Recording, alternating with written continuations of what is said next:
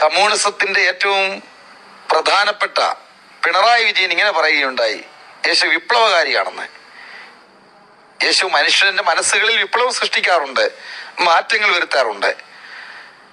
അപ്പോൾ തന്നെ യേശു രക്ഷിതാവും കർത്താവുമാണ്. പിണറായിയുടെ ഈ പ്രസ്താവനയോടുള്ള തിരുമേനിയുടെ പ്രതികരണം ഒന്ന് പറയാമോ? യേശു വിപ്ലവകാരിയാണ് എന്നുള്ള പ്രസ്താവന ഞാൻ എതിർക്കുകയില്ല. കന്യമറിയാം എൻ്റെ പാട്ടിലുണ്ട്, ധനവാന്മാരെ മറിച്ചിട്ടു താണവര് ഉയർത്തി. മറിച്ചിട്ടു എന്നുള്ള വാക്കാണ് ഉപയോഗിച്ചിരിക്കുന്നത്.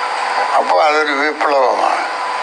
ഭാവിയ യേശുക്രിസ്തു ക്രൂശിൽ വെച്ച് വലിയ കള്ളനായിരുന്നവന് സ്വർഗത്തിൻ്റെ അവകാശിയാണ്. അത് വലിയ വിപ്ലവമാണ്. അതുകൊണ്ട് എന്നാൽ ഒരു വിപ്ലവകാരി മാത്രമായിരുന്നു എന്ന് ഞാൻ പറയത്തില്ല. യേശുക്രിസ്തു ലോകത്തിൻ്റെ രക്ഷിതാവാണ്, വ്യക്തികളുടെ മാത്രമാണ്. ദൈവം സൃഷ്ടിച്ച ലോകത്തെ അതിൻ്റെ ആ സൃഷ്ടിയുടെ ഉദ്ദേശമൊക്കെ നഷ്ടപ്പെട്ടു പോയി. എന്നാൽ ദൈവം അതിലേക്ക് അതിനെ വീണ്ടെടുത്ത ദൈവമാണ്. വിപ്ലവകാരിയായിരുന്നു എന്ന് പിണറായി വിജയന് താല്പര്യമുണ്ട്. അതിനെ ഞാൻ എതിർക്കുകയില്ല. എന്നാൽ അത് മാത്രമല്ല